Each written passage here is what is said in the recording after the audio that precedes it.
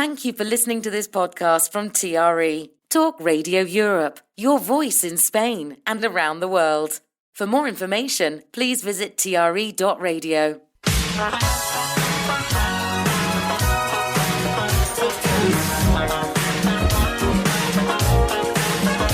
The Lifestyle Show. Selina MacKenzie.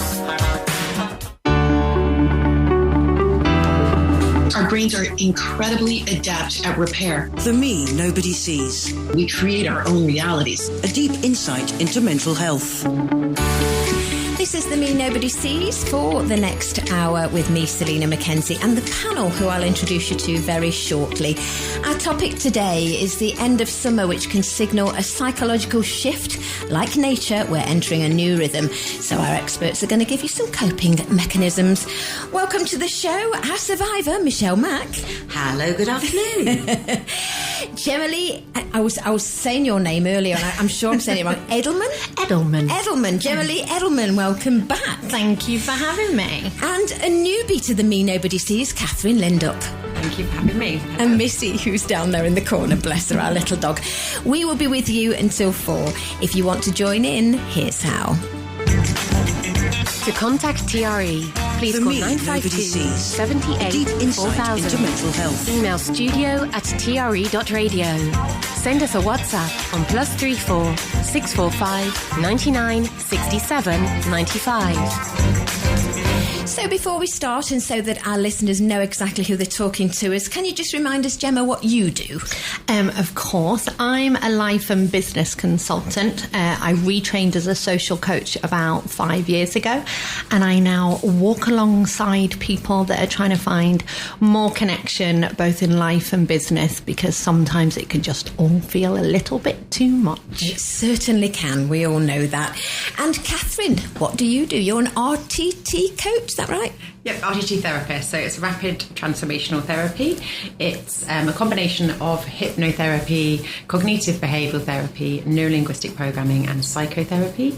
I help clients, I hold sessions online and I help them deal with things that have been holding them back. So it can be anything from anxiety to depression, imposter syndrome, stress, sleep, even physical conditions like IBS. So we go back to the root cause of that condition, the physical or emotional condition, reframe it, and then rewire their mind to a new way of being with hypnosis. And that's done in one session. So 85% of clients get results that they want in one session. So that's the powerful thing about the transformation. I was just interviewing somebody in the first hour, actually, a man called Gerard Kite, who is a master at the 5 elements of hypnotherapy, I think that's it, and acupuncture, and he was explaining the massive connection now between the gut and the mind, you know, the psychological and the physical. We're learning so much more, aren't we? Yeah, there's some things that even say that's the first brain. Yes, yes. And our lovely Michelle, who knows so much about everything and is a wonderful person. Oh, that's very sweet of you. So many years of psychotherapy, I've probably got all the experience in the world. Well, as always, we're taking emails, WhatsApps and calls. You don't have to leave your name if you don't want to. But as we've been trailing the show, we've already had a couple of emails through. The first one says, for your Thursday programme, hi, I've been trying to get back into a routine after summer, but I feel scattered and unmotivated. Any tips on how to reset without feeling overwhelmed? Yours, hopefully, Tamsin in Mallorca. I don't know whether Gemma or Catherine. Gemma, do you want to answer that one? You know, this is something that so many people struggle with, because summer is often about spontaneity, late nights, less structure. We throw everything out of the window. And then all of a sudden, the 1st of September comes around and we expect to just automatically switch back into this normal, in huge inverted commas, routine that, you know, we believe goes with the start of school. And even though we're not at school anymore, it's like September for all of us still represents that. So shifting back into these normal routines can quite often feel quite jarring. I think what I would say is that instead of expecting everything to be perfect, so instead of expecting ourselves to be able to just switch that button back on, we'll do an imperfectly perfect approach. So, a gentle reset. Choose one thing, whether it be in the morning, whether it be in the afternoon or in the evening, and use that thing to ground you instead of trying to fix everything at once. So I don't actually think that there is this one size solution that fits everybody. Go into yourself, ask yourself, what's the one thing that I want to prioritize in September, and just concentrate on that. That's a good idea. I've heard that about January as well, when people make New Year's resolutions, and you do give yourself too much pressure. It's best just to have one and not loads. Oh no, absolutely. I think that's the thing is, I think we've got such busy lives, there's so much going on, to try and, as you say, make everything perfect isn't, there is no such thing as perfection. Let's get that out of the way first of all. I do think that what we used to do, because obviously I think living abroad and living in a system, if you're not a native, we used to literally break up from school and we'd go on to what I call Spanish summer, and we'd go on to summer late nights, eating later, the kids would stay up, everyone was relaxed. So what we used to do pre-going back in September is a week, 10 days before, we used to start bringing the process in slowly. So we'd start bringing the bedtimes forward. We'd start being more organised with various things. The spontaneity, as you said, Gemma, slowly start to bring everything back into a more organised feel.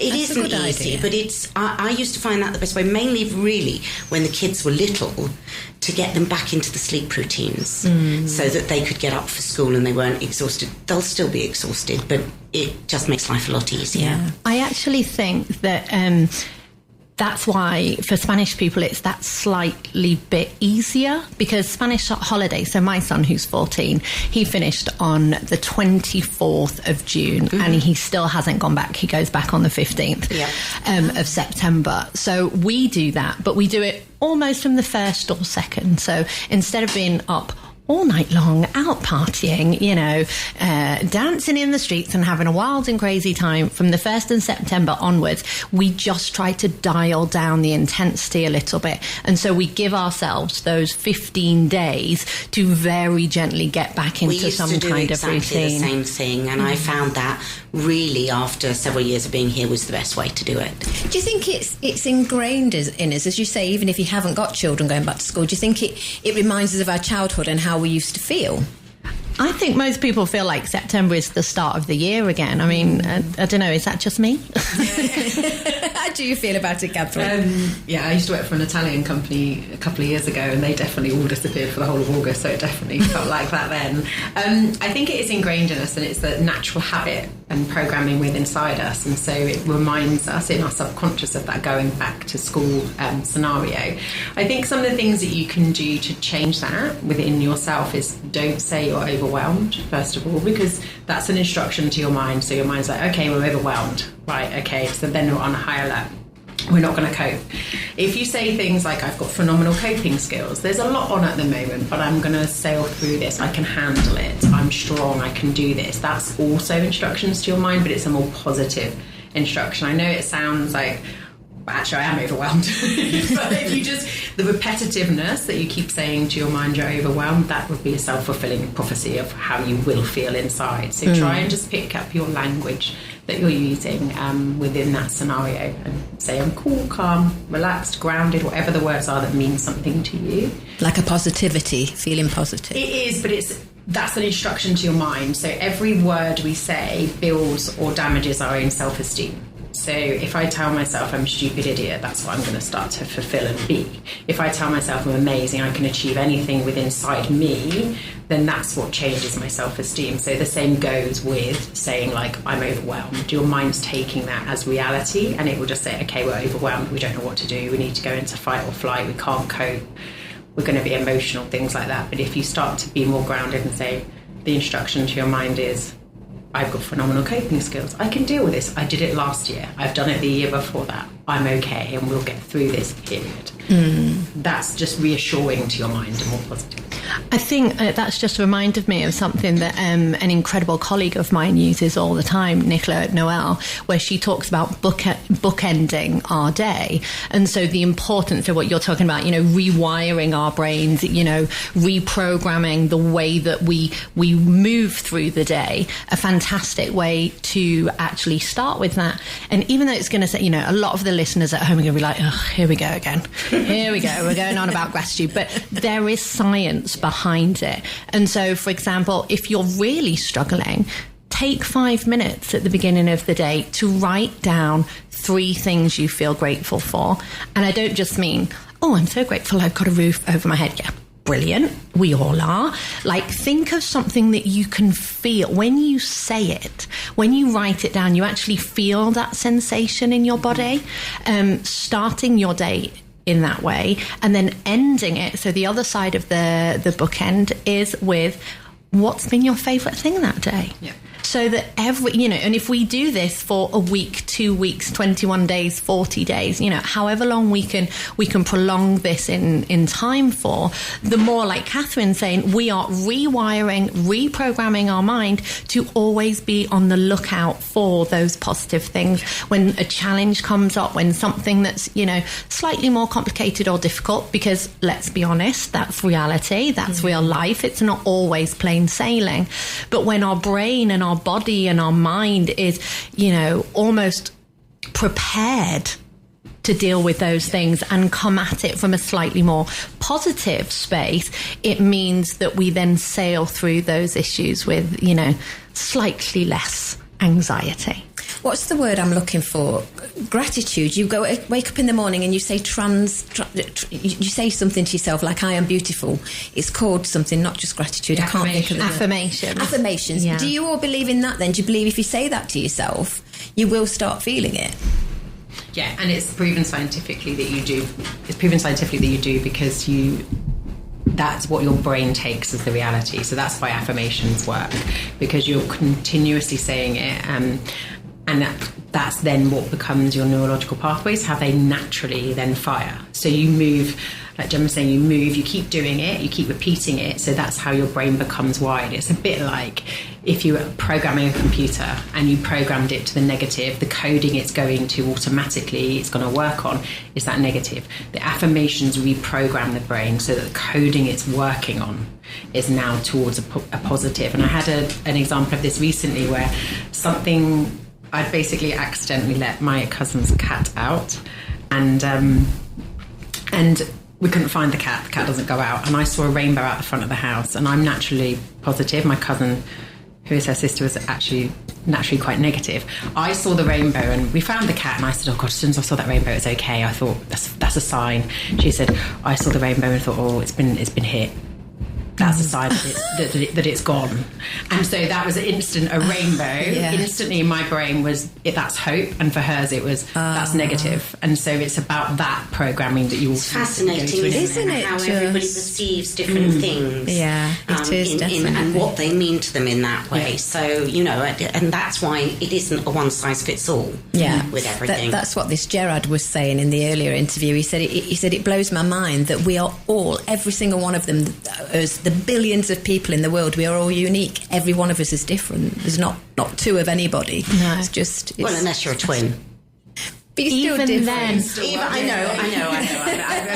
I mean, I only say that because I have twin niece and nephews, and they couldn't be, they're very similar in lots of ways, obviously, but even so, you see their personality shine through, you see those differences. I've just thought of another thing to recommend for this listener. There's an amazing Joe Dispenza meditation on YouTube for free. It's like a morning ritual. It takes about 14 minutes.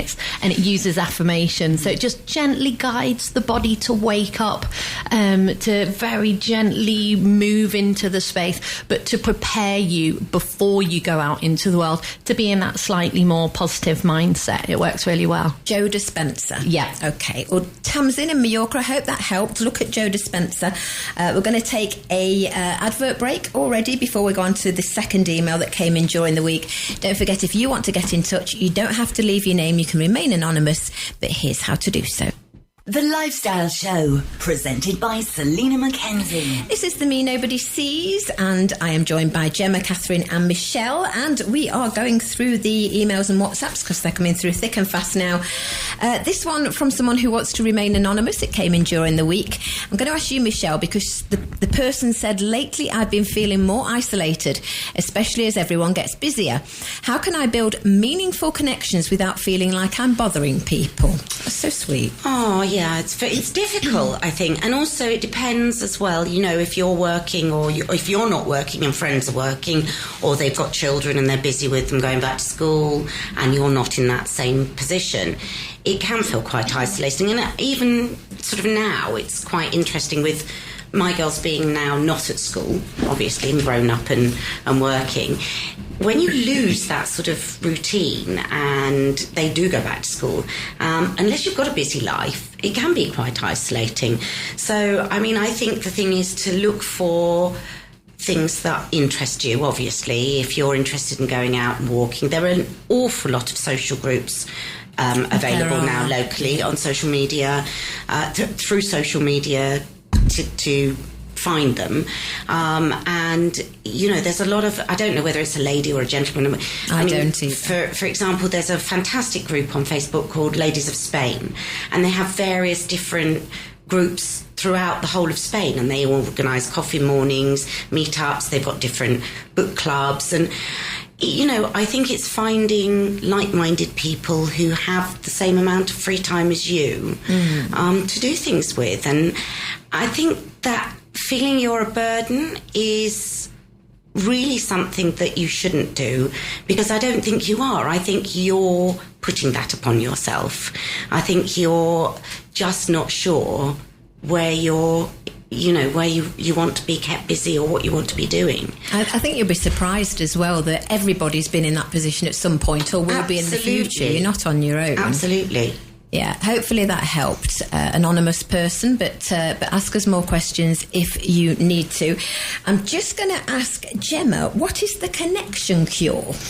So the connection cure is basically, it's about how can we come back to ourselves at moments like, for example, this writer or this person that wrote in and they were feeling a little bit lonely, feeling like a burden. So the connection cure is a very personal thing. It's about finding those things that bring you back to yourself. Anybody that knows me knows that I love values, so that's always my first. And you love your tribe. I love my tribe and I love my values. So I think that the first step for the connection cure for me is always reevaluating that. What would be the 5 values, words, principles that you feel, you know, most reflect the type of life that you want to be living, the type of relationships that you want to be having, and then do a really quick analysis of, okay, where am I with that at the minute? You know, am I out of 10? Am I at a 5 with this one? Am I at a 7 with this one? You know, if I'm feeling that there's a lack of connection, to go back to the person that wrote in, okay, well, what does that word actually mean to me? I'm going to make myself a nice cup of tea and sit down and write my own definition of what connection means. And then once we've got this wider perspective of what these words that are going to form the pillars of my life, you know, and they can change depending on where we are in life, depending on where we are in the year. Once we've got a wider perspective of what that means, we can start to see the areas that are working amazingly well, and we can see the areas that maybe need just a little bit more love, care and attention. And that's where we can then, you know, focus our attention and put a little bit more energy. And like Michelle said, you know, if, for example, just to use this lady, you know, in this context, if she's feeling a little bit lonely, okay, well then maybe connection is at a 2 for her at the minute. Okay, what does my definition mean? My definition means having face-to-face contact with people. Okay, how many times a week? 3 times a week, right? Like Michelle said, what type of activities do I like doing? Do I like walking? Do I like reading? Do I like sewing? Do I like just sitting on the couch and, watching Downton Abbey? It doesn't matter. Once you're clear about those things, you have clarity around those areas of your life that feed into you, build you up, build up your self-esteem, then you know what steps you can take to start moving forward and, make things a little bit shinier. I do have another piece of advice. Get yourself a dog.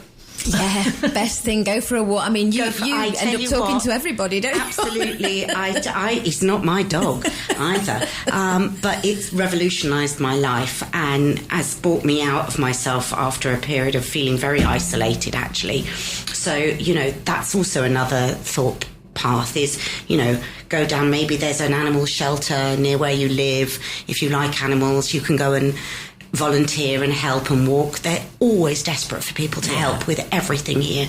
So those are always other good ways to connect with people as well. Good advice. And I think communication is a big thing because, like the person that messaged us said, I'd like to meet people, but I don't want to bother them. On the other end of the coin, I've heard people say, like last Christmas when you were probably on the same show with me, Michelle, and somebody said, I don't want people to keep asking me just because I'm on my own. I'm not lonely. I'm happy to have Christmas Day on my own.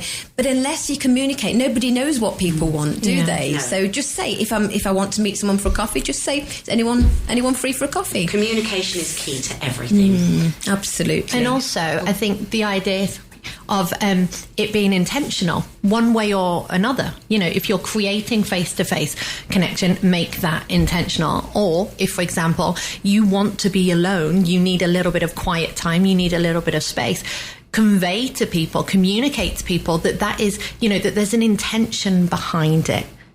Yeah, absolutely. Right. Lucy B said, I heard Catherine mention that she can help with sleep. Please, can she help me get a good night's sleep? 4 question marks. Can you help her? Absolutely. So one of the things I would go to again is the instruction to your mind. So some people will go to bed or they'll wake up in the middle of the night and they'll start to think, I need to fall asleep, I need to fall asleep, I need to fall asleep. And that's the story that's going around in their mind. So first of all, falling is not a positive word to your mind, because if you fall, you're going to hurt yourself. So, and it's leaving doubt there that whether or not sleep is going to come. So something that you can say to yourself and just repeat over and over again instead is something like, deep healing sleep is coming to me easily and effortlessly, or I am expecting deep sleep to come to me. It's coming to you, you're not falling asleep, and you're expecting it. So you're telling your mind, sleep's coming. It's coming and it's here and I'm going to accept it. So again, it's all about that instruction and the emotion that you're attaching to that sleep. Some music that you can listen to, so frequency and sound is all very healing. You can, on YouTube, you can get 432 hertz music. That's very calming and healing to the body. It just sounds like calming music, but the frequency that it's on will naturally kind of relax your nervous system. Is it 432 hertz? Is that what it should be then to relax you? Oh, interesting. There's different frequencies, but that one's particularly calming and healing to the body. And I have a sleep hypnosis, so if anybody wants that, they can go onto my website, which is paradiseinme.com, and if they message me, I'll happily send it to them free of charge so that they can listen to that. But I have that 432 hertz music in the background of my hypnosis. Oh, that's interesting. As well. And a lot of my clients, even when I'm not seeing them about sleep, they say, I count them down 10 steps into hypnosis and they're gone before the 10 steps. It's an amazing thing. I have always suffered with sleep, as you well know. But I started doing a very similar thing. I started listening to a sleep talk down. And it makes such a difference. And often I would be gone before it had finished. Excellent. So it's a great way to reprogram yourself at night. Is that one of these like 432 hertz ones? Is it music or talk? Or? Varying. I mean, I think the thing is to find on that level for me, it was very much about the sound and about the tone. Works for you. And it's what works for you. So sometimes you'll need to jiggle about. There are hundreds of them out there on... And lots are free. Yes, lots are free. Yeah. And find the one that works for you, but find a good sleep talk down. Okay, it's good to know. Hopefully, Lucy B, that helped, but we will be giving Catherine and everybody's details out at the end of the show again. Now, Amanda in Los Beliches said, "This is the time of year I hate, as it means getting my 2 ankle biters back to school. It's always such a rush, and I've been used to having such a fun and lazy summer." And then she said in brackets, "Please don't tell me to take time for me because there simply isn't any," with 5 exclamation marks. Gemma? I mean, when we are in the midst of those beautiful on the one hand but also terrible early years with kids, I mean, most people are, I mean, not thriving. They're just desperate to survive on a daily basis. I agree with this woman, you know, when they're small, it's not possible to take, you know, an hour for yourself, an afternoon to walk away and lock yourself in the cupboard and just say, I don't want to be around my family anymore. We can't do that. Sometimes we want to, but we can't. And September often means, you know, a return to school schedules, work projects, and all the other commitments. And I think that's why, as parents, we feel like there's all this extra pressure because, as this lady said, you know, the summer's been fun. The kids are still there, but the summer's been fun. Why? Because all of those other things, they quieten down, they disappear. So I think what I would say is remind yourself that saying no to others, because we can't always say no to our kids, is saying yes to yourself. And so again, you know, obviously, to hark it back to values, think about what your 5 key words would be. Think about how, you know, you can intentionally bring more of that back into your life. What things you can maybe turn the intensity down on the things that aren't your direct responsibility to help you feel less overwhelmed, less burnout with this, you know, this re-entry into real life with kids and everything that goes with it. What did you used to do, Michelle? Because I remember when your kids were at school age, you were just like a taxi. You were like a human taxi. You were taking them to school, taking them to clubs, you were just always in the car. I still am. Are you still doing it now? Well, you shouldn't be. They've got to pass their driving test. Well, I know one of them will get it soon, I hope.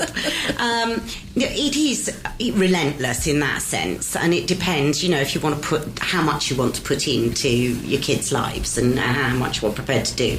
But yes, it is full on. I actually used to love September when they went back to school because you'd had them off for 10 or 12 weeks, depending on, you know, and it is every single day. It's full on. When they're little, you've got to entertain them, obviously, all the time. But there are clubs for schools and various different things. As they get bigger, you just become a taxi service and an ATM. You know, that's the way of the world, unfortunately.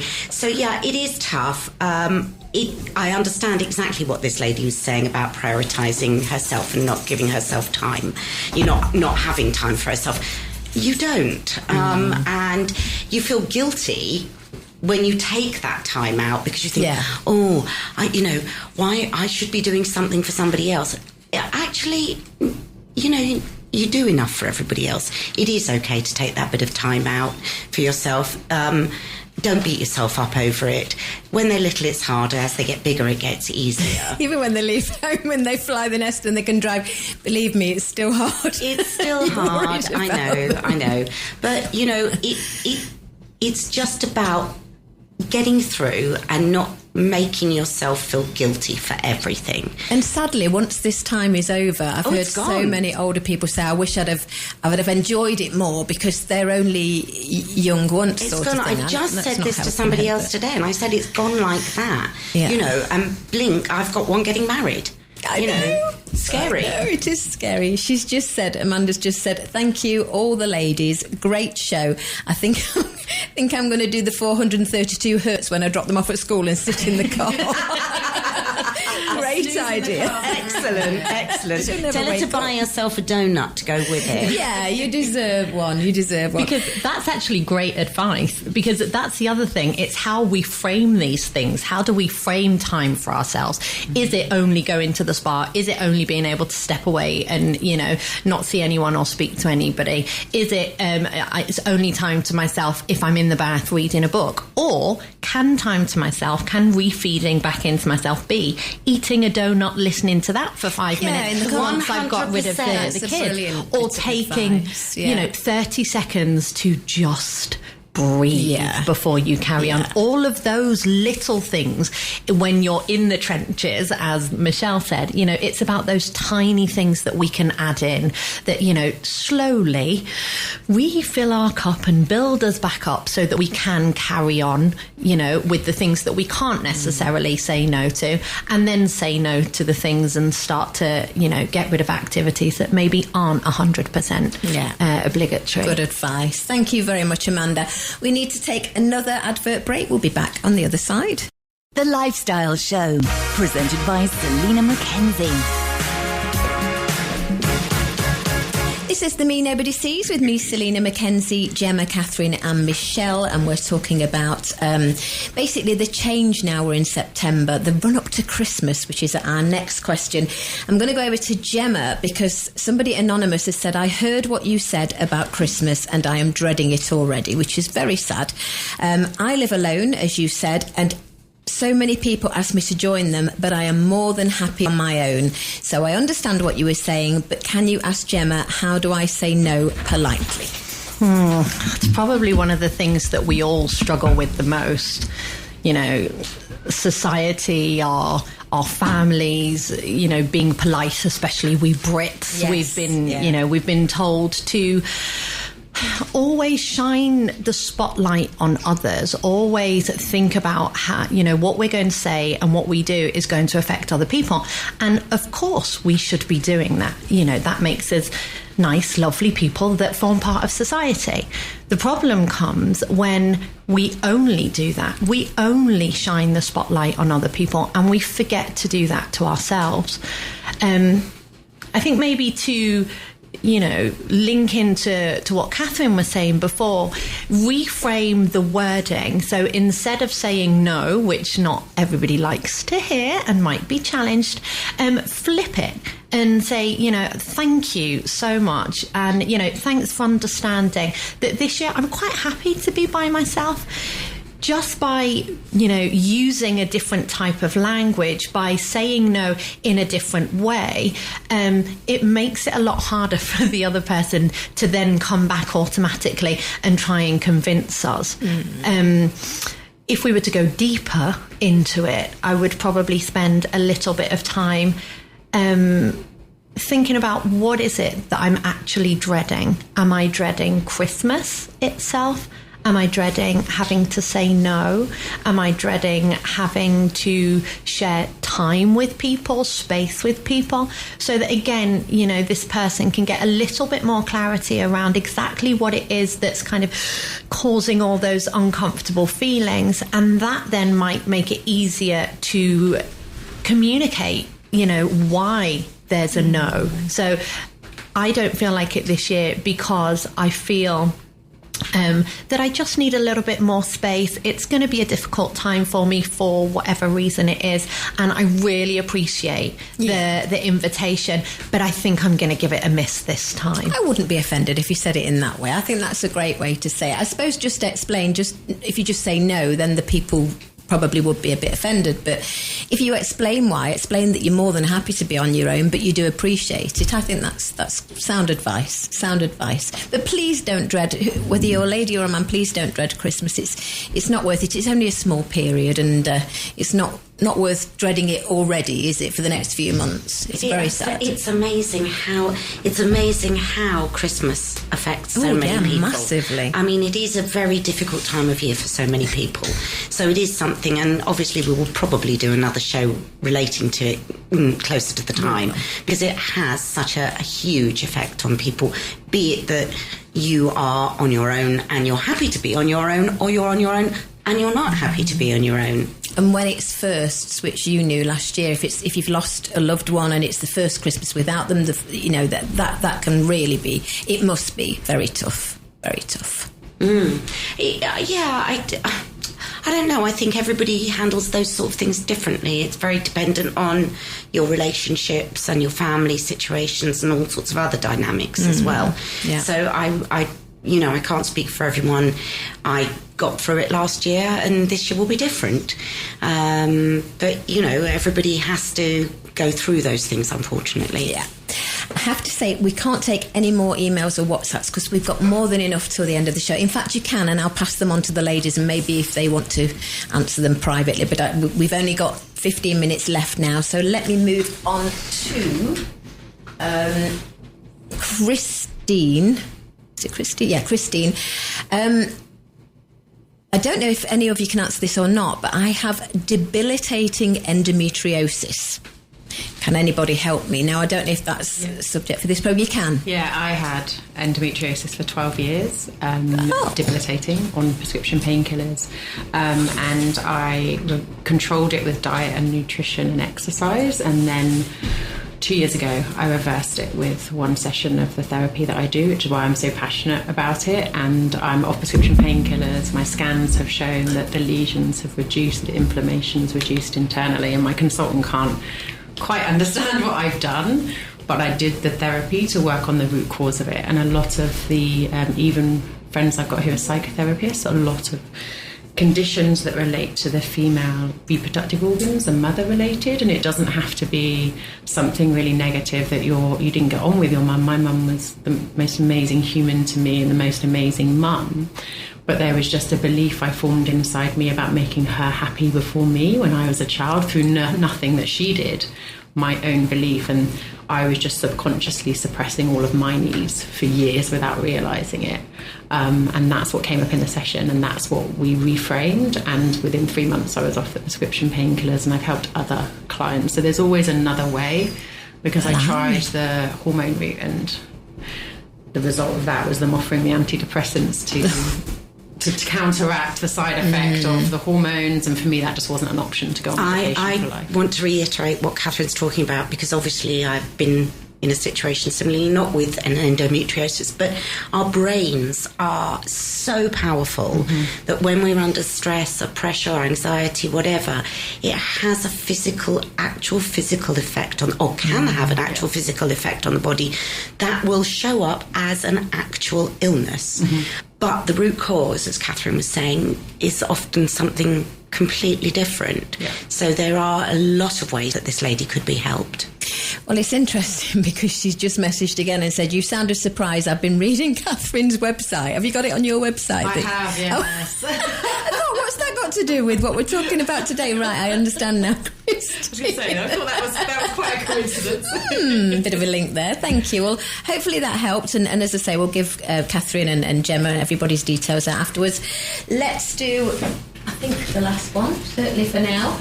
Anonymous person, unsure if... Oh, another one that might not be relevant. Unsure if this is relevant, but as we come into autumn and winter, my loneliness increases. Evenings get earlier and the sun is less. It's been such a lovely summer, and I know that I will have a dip in my mood. Any suggestions, please? Now, this could be to do with serotonin. A light box. A light box, yeah. SAD, seasonal affective disorder. Yeah. I've got a big thing on my paper in front of me, which is got SAD underlined. Oh, wow. Because obviously it's something that we haven't touched on, and is a major thing coming into the shorter nights and days for a lot of people in the autumn. Yeah. And people are more affected by it than they realise. At least we're here. At least we're not... Well, I'm assuming that she or he is not in the UK, but it must be even worse. 4 o'clock and it's dark. It's horrific in the UK. I mean, at least here we get a blue sky 95% of the year, so it does make a big difference. But yes. So I suppose as well, spending, because we do get, I mean, even though the nights draw in, it is still quite late. So presumably sit out and have your dinner in the sun before the sun goes down. Maybe that would help as well as a light box. Yeah, or something. Maybe go for an evening walk. walk even, and take in those last few hours of light. But I do understand about the loneliness as well. I don't know if the girls want to chip in, because I think obviously as the weather changes and it gets cooler, people aren't out as much. True. That's so, true. It's finding things to do where there are other people as well. Yeah. The social buzz dies down. That's the thing. And I think I go back again to, this idea of reframing that just keeps coming up time and time again. That connection isn't necessarily about being busy, but it's about intentional connection. And what does that mean to you? And so that might mean, for example, when I'm feeling really low or really stressed or like I can't cope with the world or my life, an hour on the phone with my sister or my best friend, just a telephone call. Connection can mean so many different things. Going and stroking your dog. You don't have a dog. Go to the animal shelter like Michelle recommended. It's about going back and really thinking about what does that word mean to you?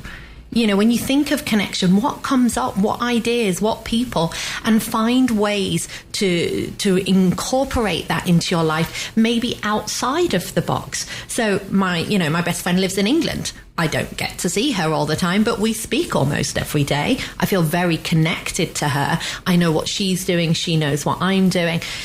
So maybe just reframing the definition of the word will turn down the intensity again on this idea of loneliness and why I'm feeling so disconnected from everybody. I think what all three of you have said as well, which is going to help anybody listening, is that you've all been in positions of difficultness as well. You've all had your own, nobody's perfect. Even an expert on the subject has problems because we're all human beings. And still do. That's the thing. The other thing you will find as well is all experts in this field have problems themselves. They can't go into work in these industries and help people if they haven't had personal experience. So 90% of practitioners out there have suffered themselves, which is always something to bear in mind. Makes for more understanding. Absolutely. Yeah. And actually, when I was doing my master's in this, the first thing that they said to us, it was a 2-year program, and they said, don't think that you are going to be able to walk alongside anybody else unless you've walked the walk yourself. Exactly. So everything that we did throughout the program,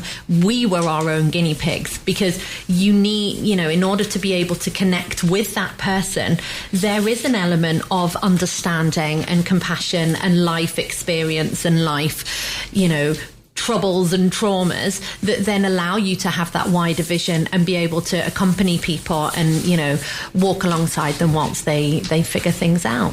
We all have mental health. Where have you gone, Michelle? Your head's gone. Are you there? I'm stroking the dog. Oh, okay. Yes, we've got little Missy in the studio. Oh, is that little Missy there? Yes, little Missy's by my feet. We've got to take our third and final advert break. But for the person who just wrote in, hopefully that helped. Maybe get a light box. Maybe stay out in the sun longer. And please don't feel lonely. There are lots of people out there. Give us a call here at TRE. The Lifestyle Show, 2 till 4 every afternoon, Monday to Thursday. I'll have a chat with you. It's not a problem.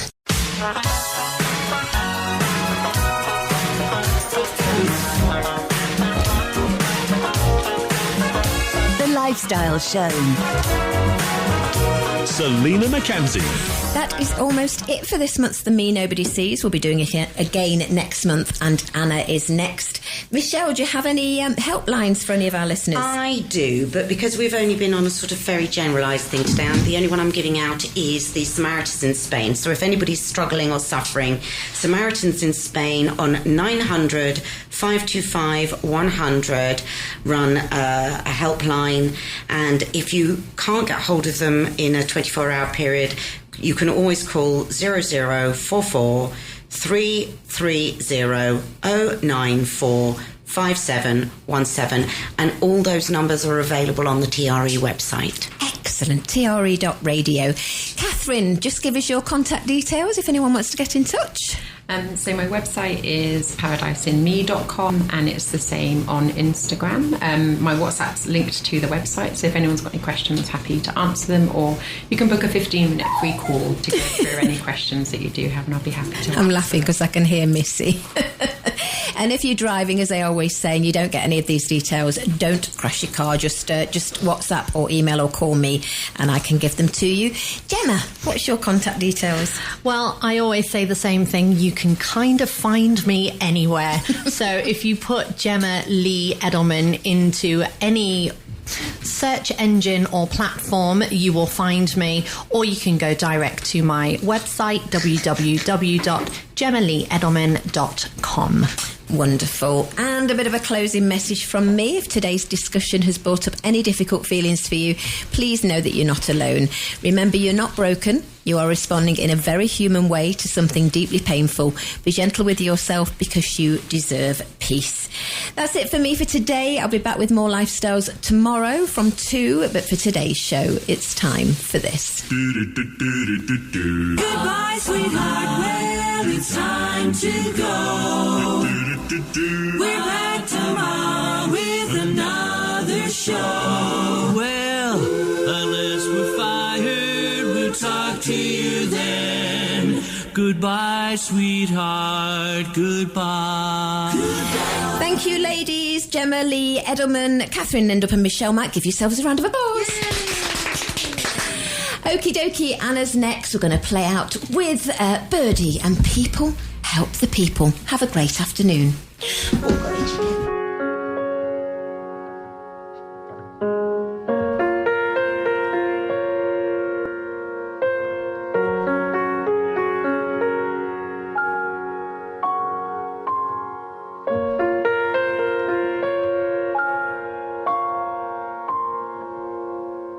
God knows what is hiding in those weak and drunken hearts.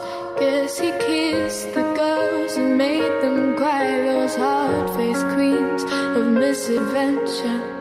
God knows what is hiding in those weak and sunken lines.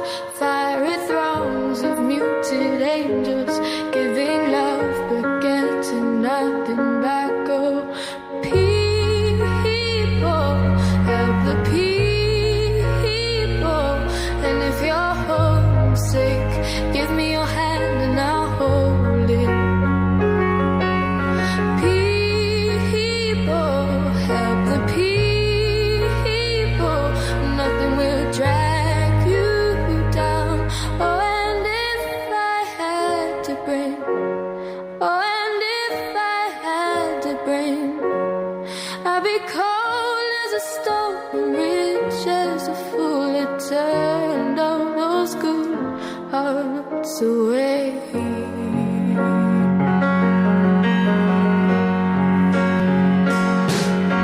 God knows what is hiding in this world of little consequence. Behind the tears, inside the lies, 1,000 slowly dying sunsets. God knows what is hiding in those weak and drunken hearts. Guess the loneliness came knocking, no one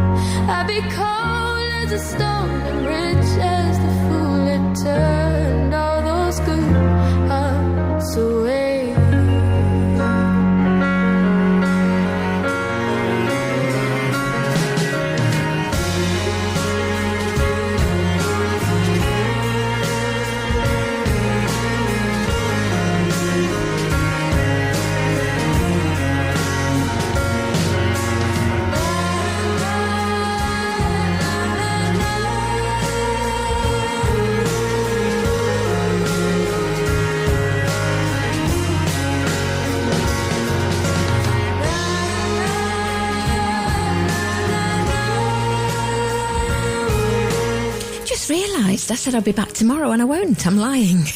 It's Alan tomorrow. I'll be back with your Sunday selection at 11 on Sunday and more lifestyles from 2 on Monday. Have a great weekend.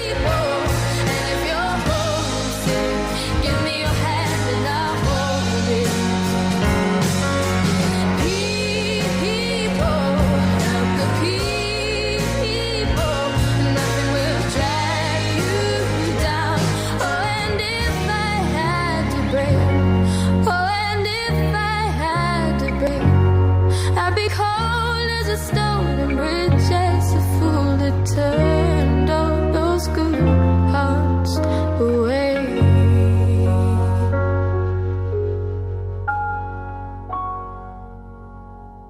You've been listening to a TRE production. If you've enjoyed this programme, there'll be another episode waiting for you next week, right here on this platform, where you can also access our extensive back catalogue of shows and interviews. For more information on our live programming, social media channels and apps, and how to contact Talk Radio Europe, please visit tre.radio.